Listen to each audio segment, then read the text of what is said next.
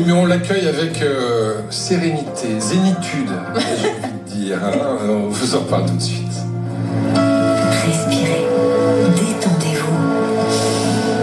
C'est votre journée bien-être sur RTL.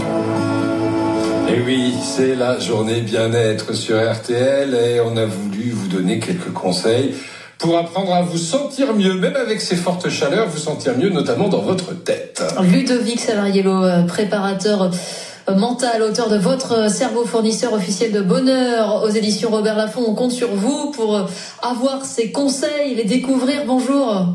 Bonjour. Vous êtes coach et préparateur mental auprès de sportifs de haut niveau notamment. On peut vraiment décider de demander à son cerveau d'aller bien, c'est si simple?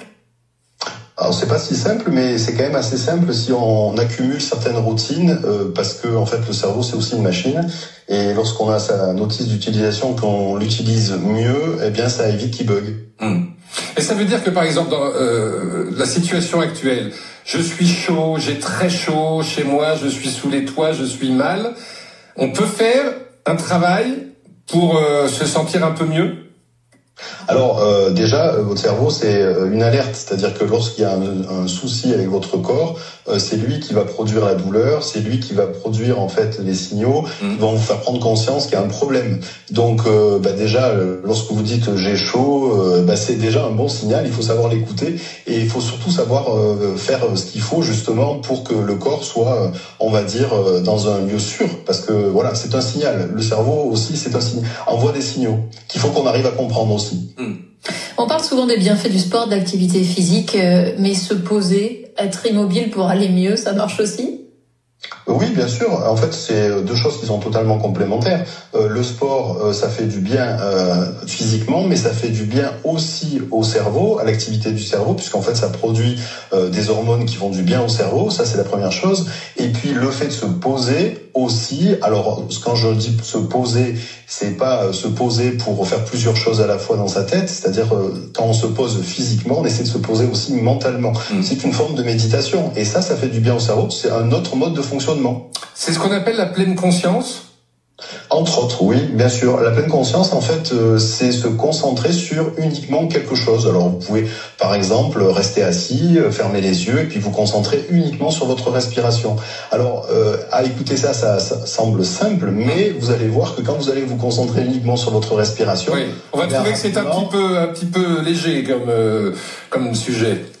Oui, non, mais non, c'est pas ça. C'est qu'en fait, quand vous allez vous concentrer uniquement sur votre respiration, vous allez voir que directement, vous allez avoir d'autres idées qui vont arriver, des idées parasites. Et c'est pas si simple que ça, que se concentrer sur une seule chose à la fois, surtout de nos jours. Et ça, c'est un bon exercice pour le cerveau et donc pour la santé mentale. Vous parlez d'exercice justement. Au début de notre entretien, vous nous avez dit il y a une routine à mettre en place pour demander à son cerveau d'aller bien. Au-delà de ce que vous venez de nous dire, se concentrer sur sa respiration, est-ce qu'il y a des exercices simples à faire chaque jour pour aller mieux? Alors oui, déjà, la première chose qu'on peut faire, c'est le matin au réveil. Le matin au réveil, il faut essayer de donner un cap à son cerveau. Alors ça veut dire quoi, donner un cap à son cerveau? Ça veut dire que déjà, dès le réveil, il faut éviter de scroller sur votre téléphone et prendre plutôt 30 secondes pour formuler en fait ce que vous voulez faire dans votre journée, votre intention du jour. Par exemple, aujourd'hui, je veux avancer sur ce dossier ou juste passer un bon moment avec mes enfants. Parce qu'en fait, le cerveau, il a horreur du flou. En fait, le cerveau, c'est un organe prédictif et lui donner en fait une direction, comme une direction de la journée, ça calme immédiatement le système nerveux. En fait, c'est un peu comme allumer un GPS mental. Ça, c'est vraiment la première routine que vous pouvez faire dès le matin.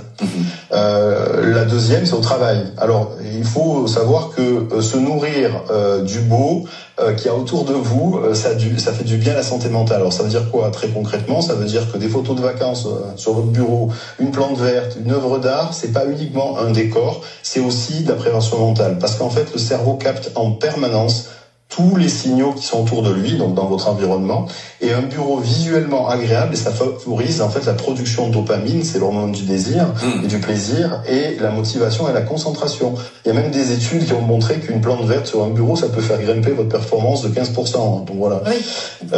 Voilà, donc ça sert en plus.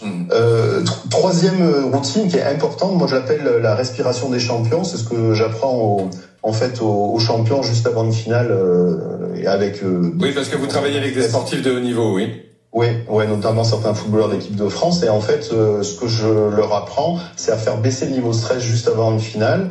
Et en fait, de façon très concrète dans le travail, si vous sentez la pression, la fatigue ou l'agitation monter, vous respirez par le nez, 5 secondes, pas 4, pas 6, 5. Alors vous comptez des pompons pour que ce soit le bon rythme. Vous mettez dans votre tête un pompon. Un pompon, 2 pompons, 3 pompons, voilà. Et voilà, si vous allez jusqu'à 5, ça fait 5 secondes.